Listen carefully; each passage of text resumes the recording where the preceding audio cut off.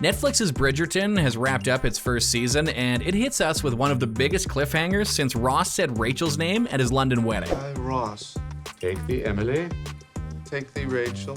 Netflix's Bridgerton is the Gossip Girl of the Victorian era, and it has enthralled us with its drama, steamy scenes, and webs of lies shrouded in mysteries. One of the biggest mysteries about the show was answered in the season finale, when it was revealed who Lady Whistledown was. However, that reveal was overshadowed with the even bigger question of who will be the heir to the Featherington fortune. Well, cinch up your corsets and powder your wigs, because it's time to speculate who is the Featherington heir. What about Will, the boxer? Yeah, we know.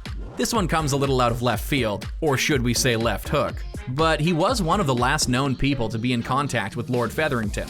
Will was not only a trusted companion, but helped him and his family regain their fortune after the fixed boxing match, which wound up costing Lord Featherington his life. Who knows? Maybe the two had some type of secret deal about what to do if their plot to fix the boxing match was found out, or used it as a way to keep someone he trusted in charge of the Featherington fortune in the untimely demise of Lord Featherington. While we don't think this is who actually becomes the Featherington heir, the fact that this mystery is exclusive to the Netflix series means that it could quite literally be anybody. Our next theory as to who could be the mysterious heir to the Featherington fortune is Marina's baby. While it's discovered in the second half of the season that Marina was pregnant before she arrived, Bridgerton has proved that just because we think we know one thing, it doesn't necessarily mean it's true. I mean, it turns out that the Duke of Hastings could have kids after all. Who knew?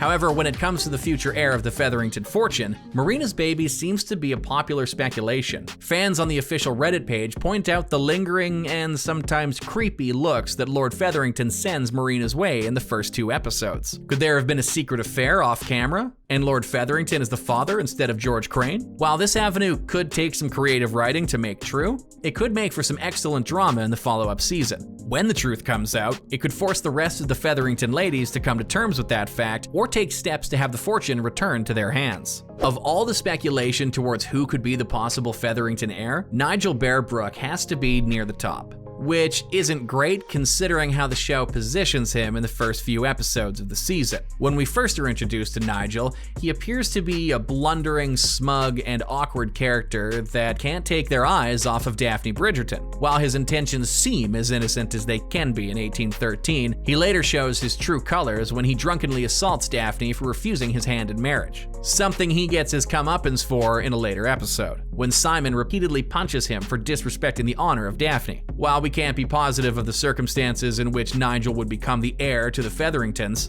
book readers have shed some light on the future of this character and how it could make a lot of sense for it to be him. For the sake of not spoiling the books or future seasons of the show, we'll just say that Nigel has a pretty good chance, and if the books are any indicator, will have a larger role in the Featherington family in the later episodes of the show. What if the Featherington heir is someone we haven't even met yet? With the show diverging from the books slightly and introducing this new plot, Netflix has free reign on what to do with this mystery. The truth is, there is a good chance that this mystery might be a background plot that doesn't even reveal itself until season 2 or 10. What we do know is that the heir is a man.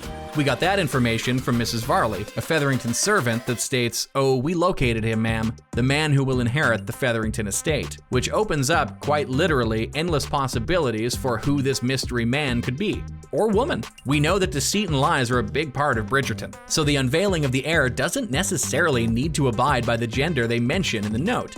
It could be a misdirect to confuse the person who gains the information to point them in the wrong direction, allowing them to take over in the shadows. We can say one thing is for sure, it wouldn't be a bad idea to keep an eye on casting announcements for the show, which starts filming its second season in March of this year. It's been reported that the next season of Bridgerton isn't expected until 2022, but with filming beginning this March, it's not impossible for us to be inching towards the answer to this question by next holiday season, exactly 1 year after the first season premiered. Will we find out in season 2 who the Featherington heir truly is? Or will this be a through line in the rest of the series? Well, considering there are 10 books in the series and readers weren't aware of who Lady Whistledown was until the 4th, we have to say not to hold your breath. That being said, the arc of the Featherington heir isn't a storyline in those 10 books. It was created especially for the Netflix show. It appears that Netflix has some plans to keep show watchers and book readers happy while not spoiling things for one or the other. All we can say is that we can't wait to find out who the true heir to the Featherington estate really is. but we're pretty sure it's Nigel.